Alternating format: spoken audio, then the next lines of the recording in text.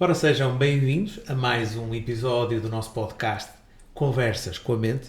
E hoje uma estreia aqui com a doutora Liliana Fonseca, que escreveu um artigo para o nosso blog com o título Superar a Traição. É possível reconstruir a confiança? Ora, este tema é demasiado importante porque hoje em dia estamos a viver uma realidade conjugal que os nossos pais não tinham. Sim, não é? Porque na verdade hoje em dia nós temos digamos que muito estímulo que afeta o casal, principalmente as redes sociais, a internet, é algo que antigamente não tínhamos esse estímulo no casal, não é? Ou seja, o casal era muito mais fechado nele mesmo. Isso. E agora nós temos toda esta influência para o casal e as relações acabam sempre por ser cada vez um maior desafio, porque quando nós não temos acesso a toda esta informação é mais fácil mantermos-nos dentro do que consideramos o normativo, não é? Mas também é preciso ver que a cultura também mudou muito. Claro, Não é? sim. O papel da mulher mudou muito nos últimos 50 anos. Não é? O papel da mulher e do homem. Claro. E da própria relação, o papel social também mudou. Antigamente a mulher era submissa ao homem, há Claro. 50 anos atrás. Não é? E isso também, contra a mulher, não é? Também mantinha uma relação, não é? Não era saudável, mas era uma relação. Sim, era uma relação... O divórcio era visto como até pecado, não é? Uma coisa muito contra a Igreja, Contra a não é? Igreja, Não contra os poderia haver princípios, os princípios, os valores, valores e tal. da relação. Claro que quando houve aqui um maior empoderamento do papel feminino no casamento, o casamento também passou por digamos que, por novas etapas, não é? Introduziu-se novas, a nível da sexualidade, quando a mulher acabou por ter um maior empoderamento, a sexualidade passou a ser vista de outra forma, não é? O prazer passou a ser visto de outra forma, passou-se a introduzir muitas outras atividades, o swing, os brinquedos sexuais, passou-se a introduzir muito mais estas novos desafios na relação. E desmistificou a intimidade. Sim, desmistificou a intimidade e a sexualidade. E a sexualidade, sim. Sim, acabou por desmistificar aqui muito isso. O que veio ajudar e em algumas situações veio originar esta tal, por vezes esta traição do prazer visual, não é?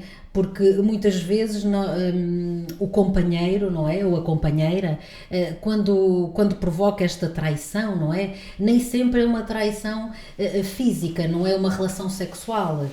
Por vezes é uma traição dos valores da relação, não é? Da intimidade não sexual também. Não é? De uma conversa, de procurar algo que não tem naquela relação, não é? Em vez de tentar encontrá-la através da comunicação, vai procurar fora da relação, não é? Porque uma das principais queixas que temos na terapia da relação é realmente a falta de comunicação, que muitas vezes leva a que exista realmente esta traição, não é?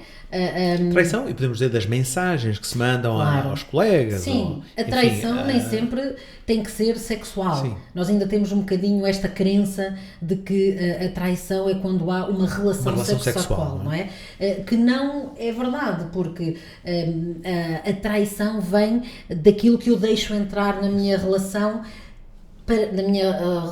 digamos que da minha vida com a minha parceira. É quase como a traição da confiança. Exatamente, porque pode ser só um assunto. Se eu partilho um assunto com o meu parceiro e não quero que mais ninguém saiba... E ele vai trair a confiança, Exatamente. vai contar, é uma traição. É uma traição na mesma. Claro que nós levamos a traição sexual muito mais... é muito mais do nosso ego, não é? Afeta muito mais a imagem que eu tenho de mim e a imagem que eu tenho de como eu era na relação, porque muitas vezes olhamos para o nosso parceiro ou para a nossa parceira, não é? E temos uma ideia que somos muitas coisas, que somos amigos, parceiros, amantes, pai ou mãe, e quando há uma traição, nós ficamos a olhar para a nossa individualidade como uma coisa que mudou, não é? Afinal, eu já não sou isto tudo. Qual é o meu papel? não é? Então, a traição não... Às vezes nós pensamos que a traição afeta só aqui o nosso ego, mas não, afeta muitas vezes a individualidade que cada um tem de si mesmo e como se via neste casamento. E quando há aqui uma traição, há uma quebra dessa individualidade, não é? Porque muitas vezes, quando há uma traição, não quer dizer propriamente que queiramos um afastamento do parceiro ou da parceira. Muitas vezes nós, quando há uma traição, nós andamos à procura do novo eu. Ou seja, nós queremos um afastamento do eu que eu criei durante esta relação, que já não me satisfaz. E encontramos nesta traição de confiança, nesta traição de afeto, nesta traição sexual, algo que vai preencher a imagem que eu já não gosto de mim. Mas também, então, é um sinal que há coisas que já não estão bem. Sempre. Porque quando eu procuro algo, quando eu digo que o que eu penso de mim já me é aborrecido, eu já não gosto desta imagem, e quando eu procuro fora da minha relação, é porque os pilares de comunicação do casamento não estão assentes, não estão bem estabelecidos, não é? E então temos que trabalhar esta comunicação. O primeiro passo, obviamente, de reconstruirmos aqui a nossa confiança é, acima de tudo, primeiro, a sinceridade. Pois, porque agora o grande problema, e antes de continuar, é perceber, será que é possível reconstruir esta confiança traída? Sim, é possível, com toda a certeza, mas o primeiro passo tem que ser sempre quererem os dois. Sim. Pronto. Tem que estar os dois alinhados na mesma vontade. Porque muitas vezes na tua consulta há sempre um que quer mais a reconciliação, o outro não quer, mas Sim. vem porque, enfim, isso raramente dá grande sucesso, a recuperação dessa relação, não é? Quando os dois afinal não querem ou um não quer. Não, geralmente o fim não é o que um quereria mais, não é? Mas quando os dois membros do casal querem restabelecer a confiança e manter o casamento, é muito eficaz a terapia da relação. Porquê? Porque o que é que temos que entender? Que a relação como estava não está a funcionar, senão não teria havido esta traição. Então, nós precisamos, em último caso, de um mediador. E o mediador vai-me criar um plano de, muito bem, onde é que nós erramos neste caminho que estamos a fazer os dois? Porque uma relação tem sempre problemas de par a par. Obviamente que quem trai vai ficar sempre com um peso de culpa, não é? Que vai ter que ser mais trabalhado a nível de culpa, mas quem é traído também tem que ser mais trabalhado no pilar da autoconfiança e da autoestima, mas tem que ser os dois trabalhados no mesmo caminho. E a confiança inicia-se principalmente com o assumir do que aconteceu, não é? Genuinamente. Não é porque foi apanhado. Não, é o assumir. É o assumir o erro. Haver aqui uma verdadeira exposição do porquê que aconteceu, não é? Porque nada acontece por acaso, há sempre um motivo, o porquê que aconteceu, não é? Haver uma verdade naquilo que estamos a contar, para depois não haver mais à frente uma informação nova, porque pode destruir todo o caminho que estamos a fazer, não é? E acima de tudo uma coisa muitíssimo importante que é a paciência. Sermos pacientes. Entendermos que é possível restabelecer a confiança, é possível voltarmos a ter um casal, porque quando há traição deixamos de ter um casal e passamos a ter duas companhias, deixam de ser companheiros, passam a ser só companhias, e é possível, mas temos que ter tempo. Porque o grande problema nesta traição, e nem estou a falar da sexual, da traição da confiança, é que se alguém trai o outro e admite antes do outro descobrir, isso dá um sinal ao outro, assim, olha, eu falhei ontem, e eu estou-te a pedir desculpa antes de tu saberes. Eu quero... E isso dá um sinal de assim, bom, este meu parceiro ou parceira errou, como todos nós podemos errar, e não esperou que eu descobrisse.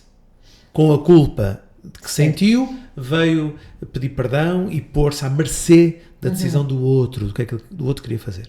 Mas o contrário, que é o que normalmente acontece, é que alguém trai a confiança de alguém e omite, não diz nada, por medo da reação do outro. Só que a mentira tem sempre perna curta, não é? E as pessoas são apanhadas em falso. Depois de, muitas vezes, anos a mentir, a esconder. E quando é descoberto, pede perdão, pede desculpa, diz que se arrepende. Mas como é que o outro vai acreditar nisso? Porque, não é? Porque, pois, tu só confessaste, só admitiste porque eu descobri. Porque se eu não tivesse descoberto, não me irias assumir, não terias culpa. Claro. E isto, mesmo que depois haja um pedido de perdão sincero, o outro poderá sempre esta dúvida, um dia poderá acontecer a mesma coisa e ele não vai... Quando a mulher ou o homem descobrem a traição, o descobrir esta traição passa por algumas etapas, não é?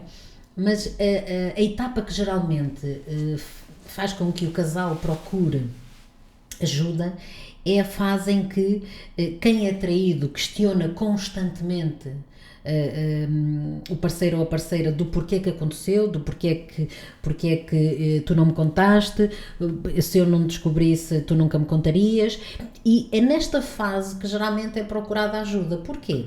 Porque há perguntas que nem todas as perguntas vão ter resposta. E é para isso que serve a ajuda de um profissional, porque muitas vezes as perguntas que nós fazemos ao parceiro quando somos traídas ou traídos não é dúvida em relação à traição, é para acalmarmos o nosso ego e a nossa dor, que para entendermos um comportamento. O comportamento. Porquê é que isto me aconteceu? E agora? Não, eu quero que tu me expliques porque é que isto aconteceu. Primeiro porque eu não quero repetir este comportamento, não é? E depois porque eu quero voltar a ter rapidamente confiança. Eu quero voltar a ter rapidamente certeza que tu não me voltas a trair, não é? Isso é um caminho que é importante que os casais entendam, que é um caminho feito por várias etapas. E é verdade que nem sempre a pessoa que trai diz... Ou assume em primeiro lugar, antes de ser descoberto, não é? Mas a diferença não é muito a nível emocional. Pronto, a diferença não é muito a nível emocional. Eu descobrindo ou dizendo, uma dor mantém-se muito presente. Claro que conta... Mas a atitude, ou seja, quando eu olho para o outro e o outro me contou antes que eu descobrisse, é uma atitude de seriedade perante um erro. É uma atitude de querer reconstruir. Ou de assumir um erro. Sim, sim. E estou a dizer isto porque eu posso perdoar quem erra, porque todos nós erramos. Certo. E eu assumo que eu posso errar em momentos em que eu não consigo controlar os meus comportamentos e erro, falho com o outro. Não estou a falar só de casal, mas com toda a gente. Sim. Agora, o que eu posso controlar é o pedir perdão. O pós-erro. E se eu não peço perdão, se eu não assumo a minha responsabilidade, aí já é um outro sinal que estou a dar. Claro. Em termos da confiança. O assumir a responsabilidade de que cometemos um erro digamos que é dos patamares mais importantes para quem é traído. Porque se sente verdadeiramente que a pessoa se arrependeu. Isso. Não é? E que é séria. E que não quer repetir. Isso. Porque é o grande medo da traição e o grande medo de voltar a confiar é que se repita. E para isso não acontecer, é muito importante percebermos o que levou a esta traição. Para voltarmos a ter esta confiança que todos os casais anseiam quando há uma traição, seja ela de qual forma seja, é entendermos o motivo que levou. O motivo que levou a esta situação, que levou a esta traição. E entendermos que temos que fazer mudança no casamento. Não é?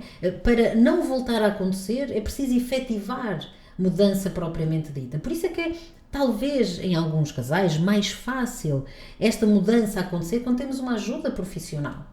Porque nem sempre conseguimos sermos neutros. Porquê? Porque temos emoções, não é? E o terapeuta não tem emoções relacionadas com o casal, não é? Então é mais fácil pedirmos ajuda a alguém que nos ajude a voltar a restabelecer aquilo que nós partimos.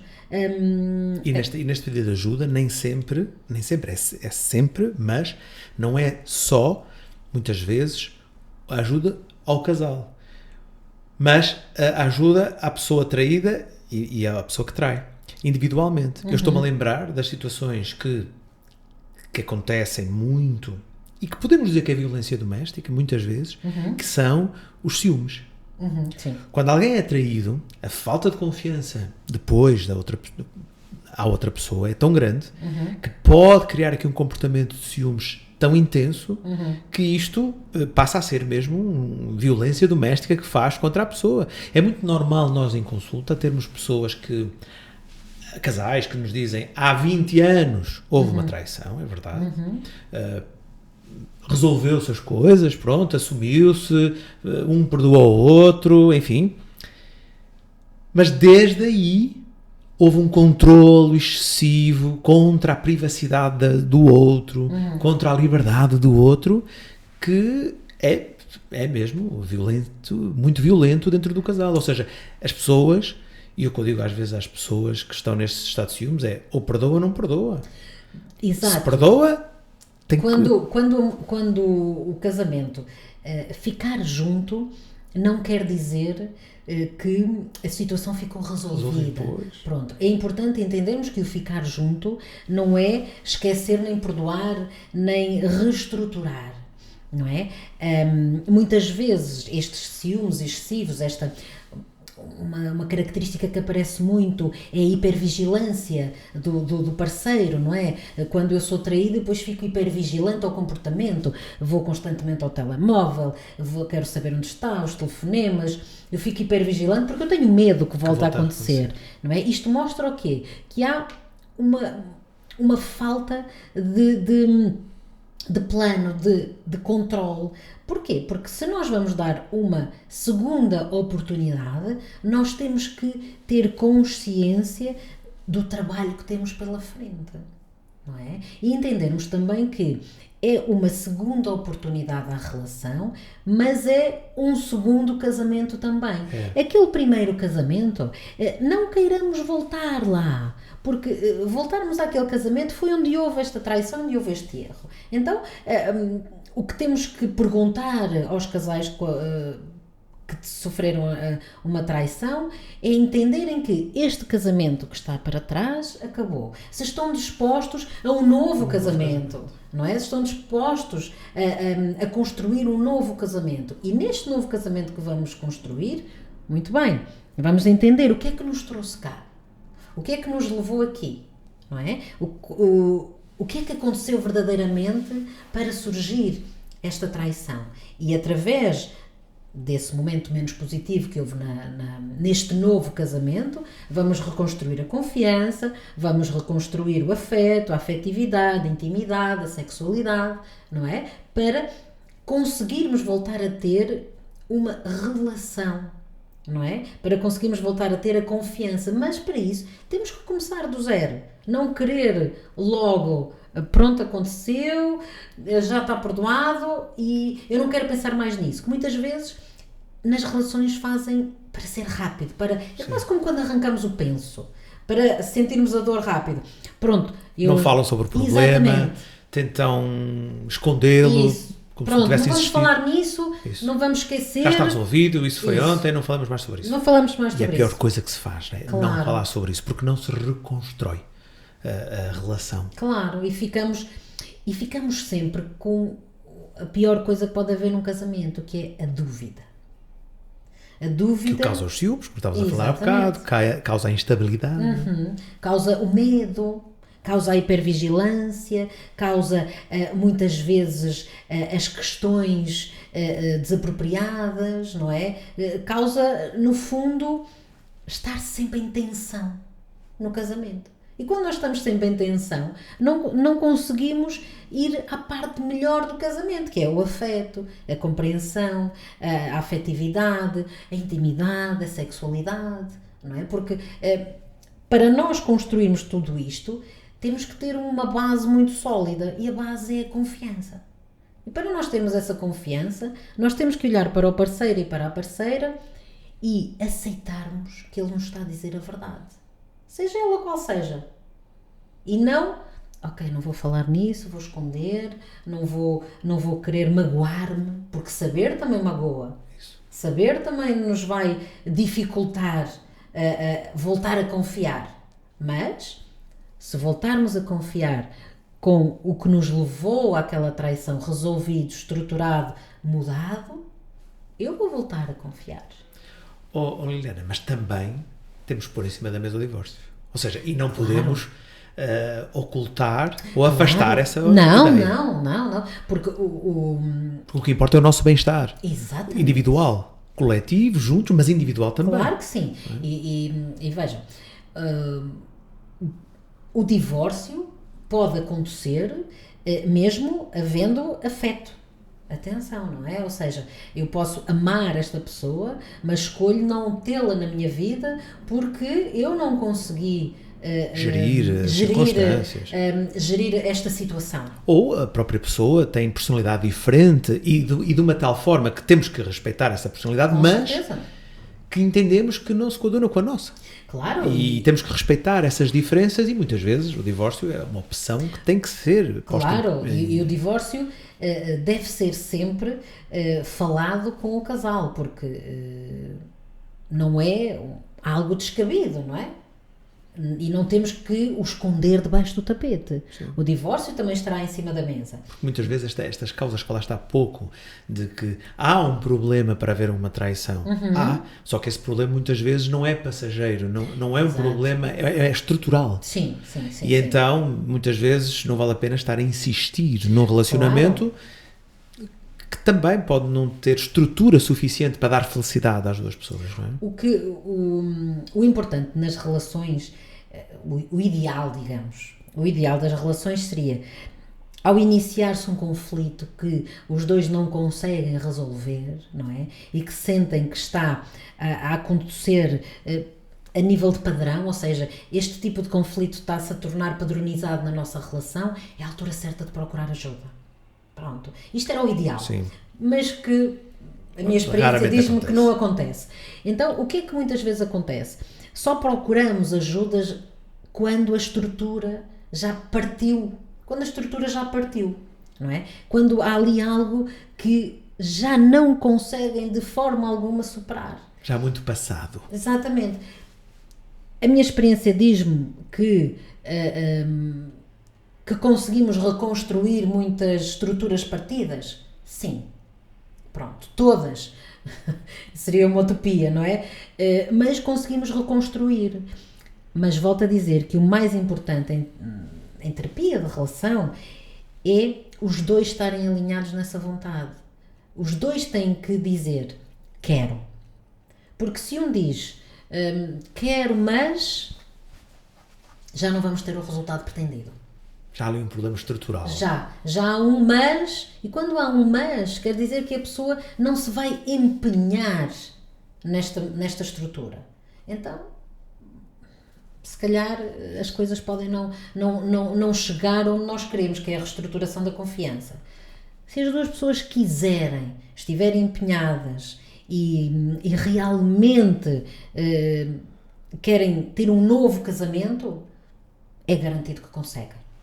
Eu acredito que parte dos problemas entre o casal é o desrespeito que um tem pelo outro. E este desrespeito muitas vezes nasce porque eu assumo o outro como meu, ou como minha, como minha posse. E quando nós possuímos algo, aquilo é nosso, fazemos o que bem queremos disso.